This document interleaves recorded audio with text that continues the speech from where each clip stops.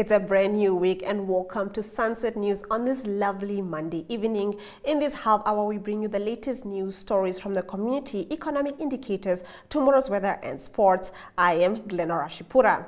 In the news tonight, the first phase of a global and mandatory coding structure for, among other things, the diagnosis and management of diseases has kicked off in Namibia. From 1 January next year, all providers of health services in the country must use the ICD-10 coding structure for claims. The latter is used to convert the diagnosis of diseases and other health information into an alphanumeric code, and which enables the storage, retrieval, and analysis of the data. However, a legislative document to oblige the ICD-10's use has yet to be drawn up. In the trial of Marcus Thomas and Kevin Townsend, who are charged with the murder of Andre Heckmeyer, a black notebook which allegedly belonged to Thomas has surfaced.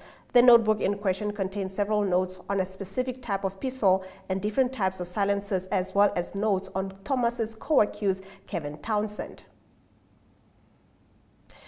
In our next story, Mines Minister Tom Alwindo says Namibia stands to benefit from Qatari expertise following the government's investment in the Venus and Graph 1 wells of the coast of southern Namibia. Qatar's national oil company, Qatar Energy, is a 45% equity partner in both oil wells discovered earlier this year. Let's take a look. And we are looking forward to really make sure that at least we learn from some of the experiences that you have got. It's a new industry for us, it's new things for us. But having a partner like yourself, who is not only an investor but also a state, certainly I think we're going to learn some good experiences to make sure that the resource that is going to be monetized, to make sure that it really does become meaningful to the Namibian people, to the Namibian economy. So that at least people can say, yes, we did discover oil, and that oil did mean something to the people of Namibia. So we do apologize for the poor sound quality. On the same subject, Qatari Energy Minister Saad bin Sharida Al-Kabi says Qatar Energy has an equity partner in the Graph 1 and Venus oil wells, is eager to bring the two oil finds to production in the fastest time as possible. He made the comments during a courtesy call with President Hage Geingob today. Let's take a look. In the beginning you have to discover the fields, and we have discovered two fields that are substantial. It needs to go to the next phase, which is the appraisal. So we need to drill additional wells, which will happen next year. And these wells will give us a better understanding of deliverability, capacity of the field, and so on, so that we can put plans for the development subsequent to that. These developments always take years to develop. It's not something that can be done very fast. And this is deep offshore development, so it has its complications also. But we are very confident that this is going to be a good development, hopefully, for Namibia. In a community news tonight, we focus on the report on issues faced by persons with albinism in Namibia, which was launched in Gotv. Do stay with us.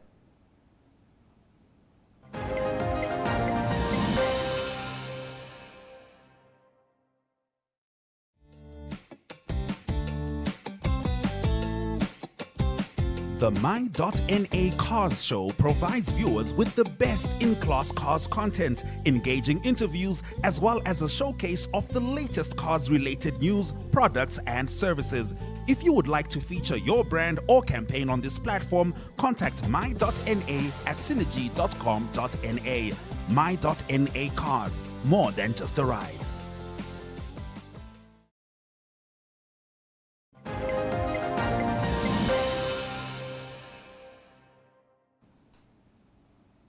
Ombudsman Basilius Ndakuyuga today, in partnership with UNESCO, launched the report on issues faced by persons with albinism in Namibia in Gotv. Ndakuyuga urged parents to stop the discrimination when they discover they have given birth to an albino child. This video was contributed by Tuyemo Haidula. Like any other human being, they can live longer, maybe even longer than other human beings who are not of albinism. They can do anything. be it music, being lawyers, being academician, teaching at university or whatever you want to call it, they can do that.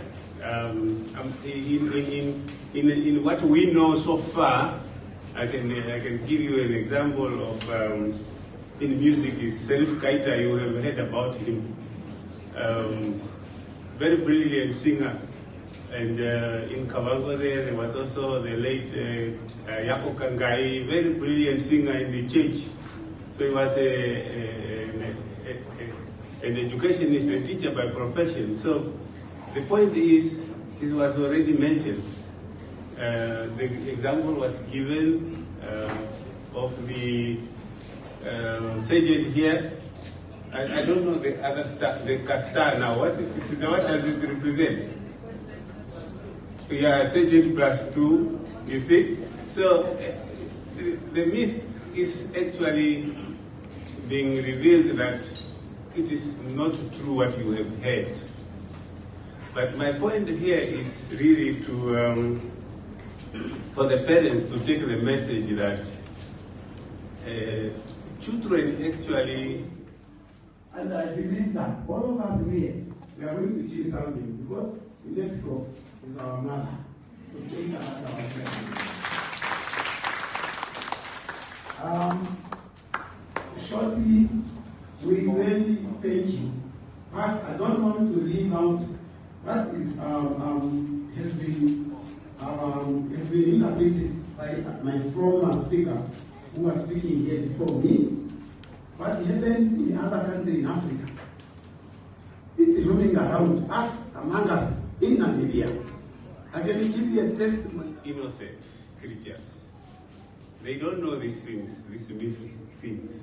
It's us who are actually exposing them to this myth. So the reason is why I'm saying this thing is because me as a parent, when I want to go and visit my neighbor, I leave my child at home. Instead of taking my child with me to the neighbor so that the neighbor's child can play with my child, we have denied that child that free right to go and play with his fellow child, you understand? So we shouldn't live in fear or in shame. It has been cleared that albinism is a diversity of human, is a human diversity. In our story of the day, we look at grant funding through the Commonwealth Foundation. Do stay with us.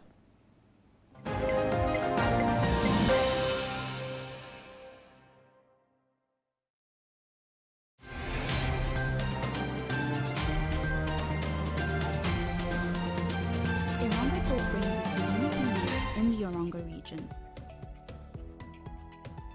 For news-related or advertising queries, contact irongotalk@synergy.com.na. Orongo Talk, our community, your news.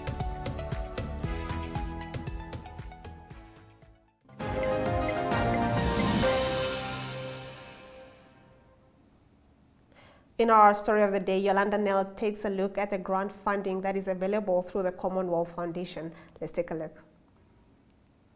We take a look at the Commonwealth Foundation, who opened up their grant funding for the year 2022 to 2023. Now, if you have a program running in the areas of health, climate change or freedom of expression, then now is your opportunity, and Namibia qualifies to receive granting for this initiative. Now, the Commonwealth organization focuses on being a facilitator between governments and the people. Let's take a look. As one of the three intergovernmental pillars of the Commonwealth, the Foundation operates within that critical space between government and the people. The Foundation works to bring the voice of civil society into all aspects of governance, supporting civil society engagement in shaping the policies and decisions that affect people's lives. The Foundation's strategic plan for the year 2021 till 2026 is strongly linked to the Commonwealth Charter and its values and aspirations, and it identifies 3 thematic areas of focus, namely health, environment and climate change, as well as freedom of expression. The Foundation seeks to support initiatives that encourage and make possible meaningful and constructive engagement between civil society and government around policy and decision-making relevant to these 3 themes. The Foundation's themes overlap and connect in myriad ways. Applicants are encouraged to explore those intersections when developing their proposals and, where appropriate, consider addressing more than one theme. Applicants are encouraged to reflect on other themes and considerations which, while important to them, do not necessarily need to be reflected in successful applications. This includes gender, partnerships, participation of young people, small and vulnerable member states, as well as capacity development. The Foundation understands the importance of strengthening organizational capacity. Shortlisted projects will therefore be invited to propose capacity strengthening initiatives that cover organizational needs that are broader than the project, but that helps to enhance organizational effectiveness. If you are interested in applying, then better hurry up, because applications close on Tuesday, the 1st of November. Simply head over to the commonwealthfoundation.com website, and there you will find a list of frequently asked questions, guidelines for applicants, a logic model template, how to submit your grant application, application form questions, as well as the eligible countries for this year's funding. The Foundation is the Commonwealth Agency for Civil Society, an organization dedicated to strengthening people's participation in all aspects of public dialogue so they can act together and learn from each other to build a democratic society. In economic news after the break, we look at how diamonds are boosting exports. Do stay with us.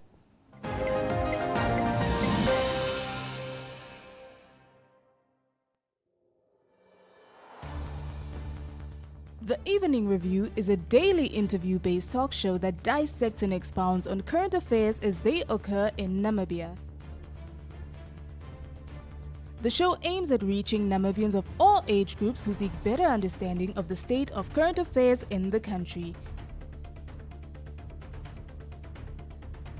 This show is broadcasted on NTV, Oneuptwo.com, and cross-shared on the following Facebook platforms: Namibian Sun and Namibia Media Holdings. The Evening Review focuses on interviews, latest news, and up-to-the-minute current events. Contact Evening at synergy.com.na.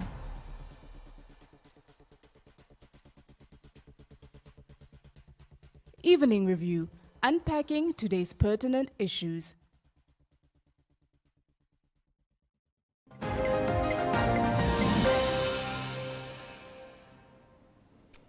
This is still Sunset News. Getting into our economic news, diamonds were Namibia's largest export commodity during August 2022, accounting for 30.1% of total exports, and was mostly destined to Botswana and United Arab Emirates.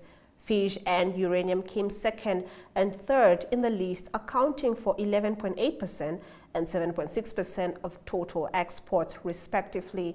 Now, fish were mostly destined to Spain and Zambia, while uranium was mainly destined to China. Let's take a look at our economic indicators. Looking at exchange rates, the Namibian dollar is up next to the euro, currently trading at 17.59. However, it is down next to these major currencies, with $1 getting you 18.10 Namibian dollars.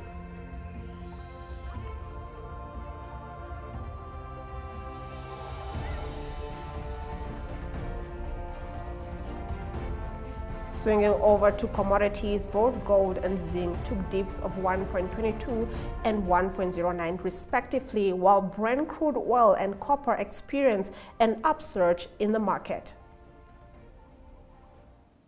Tonight, we zone in on the latest Russian attack on Ukraine's capital in our international news right after the break.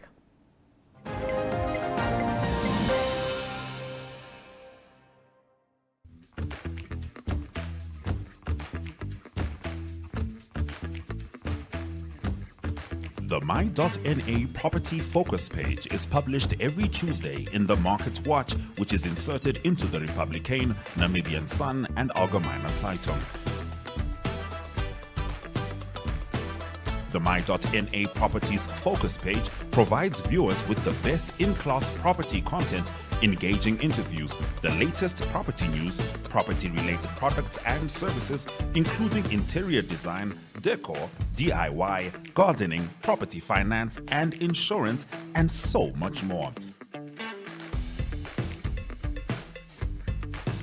For property-related news and advertising, contact My.NA at synergy.com.na and talk to the My.NA property team.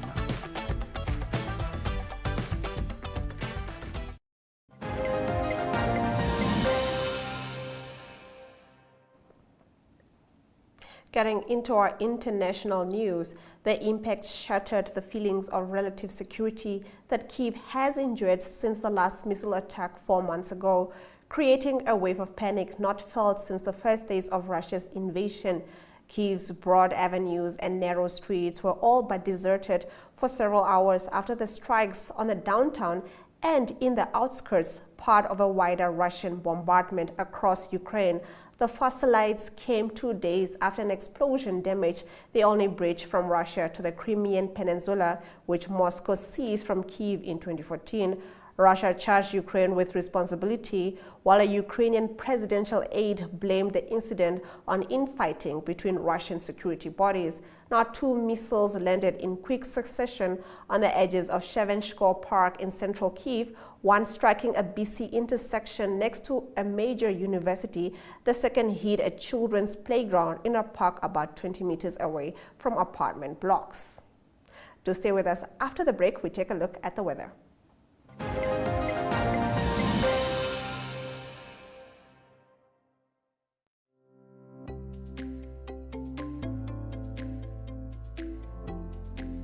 MyZone aims to mold a creative generation with a sound understanding of the power that comes with knowing.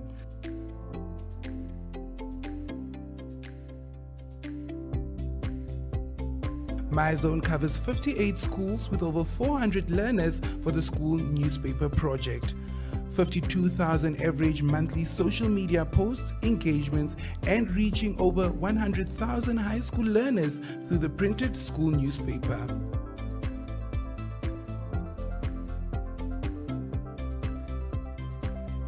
Catch the Zone, a weekly publication which covers youth and tertiary news published in the Namibian Sun, Republican, and Allgemeine Zeitung every Tuesday.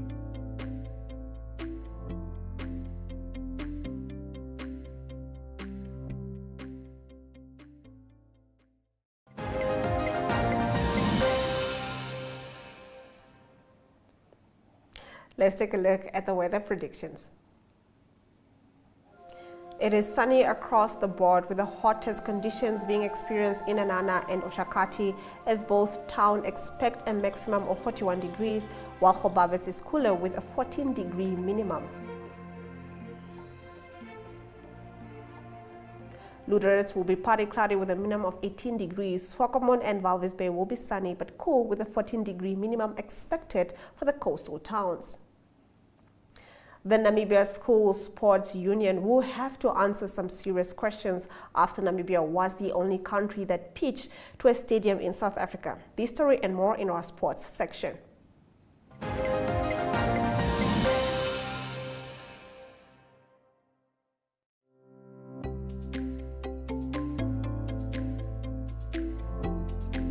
Every Namibian, young and old, needs and wants to know what is happening in Namibia and the world. Namibian Sun provides exactly that. We cover Namibian and international as well as community news. Some of these stories are also delivered in Oshuambo. We pride ourselves as a leading source of sports news from all codes, locally and internationally. And on Fridays, we bring you the latest entertainment updates and what's hot on the Namibian events calendar in our weekly chill section. Namibian Sun brings you Market Watch on a daily basis, our informative, economic news-focused publication.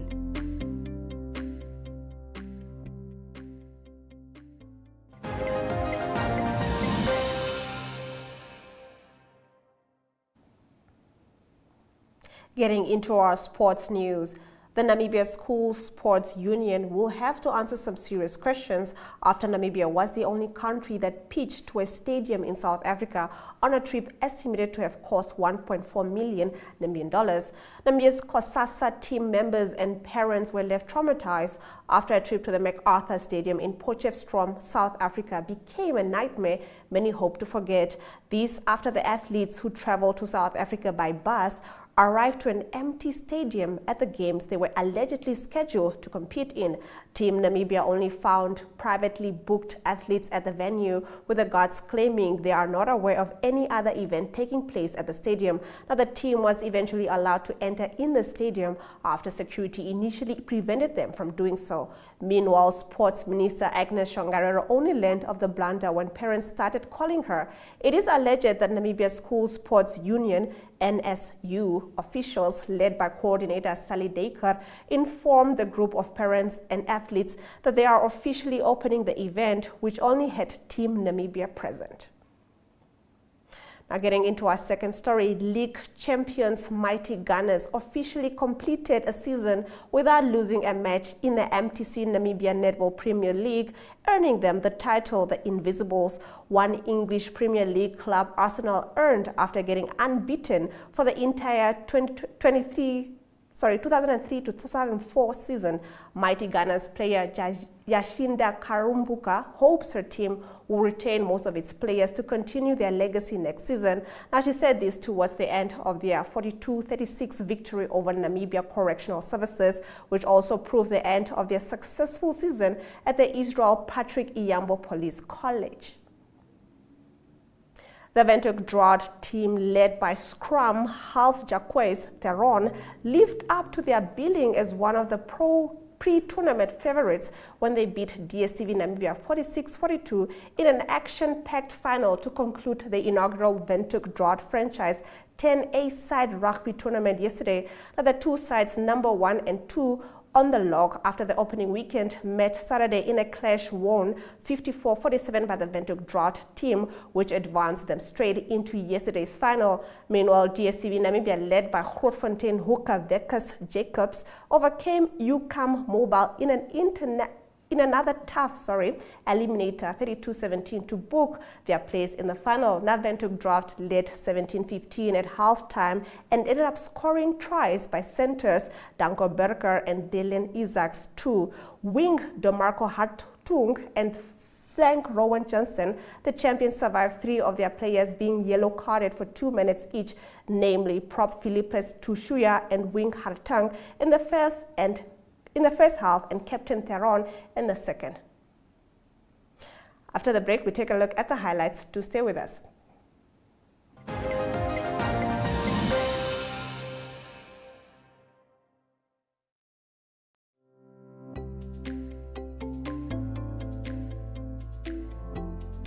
In Business 7, you get the latest news on current economic, financial, and business matters in Namibia. The bi-weekly printed edition features informative graphics, articles, and in-depth analysis of burning issues in a way that caters for ordinary Namibians and business connoisseurs alike.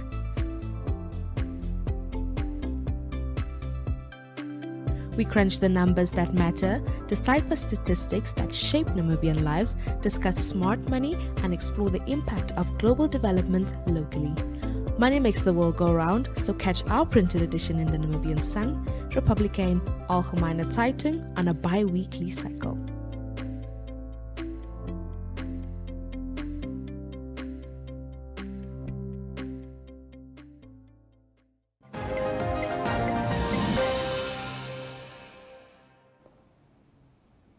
Getting into our highlights, the Windhoek Draft team led by scrum half Jacoye Steron lived up to their billing as one of the pre-tournament favorites when they beat Dstv Namibia 46-42 in an action-packed final to conclude the inaugural Windhoek Draft franchise 10A side rugby tournament yesterday. Now the two sides, number 1 and 2 on the log after the opening weekend, met on Saturday in a clash won 54-47 by the Windhoek Draft team, which advanced them straight into yesterday's final.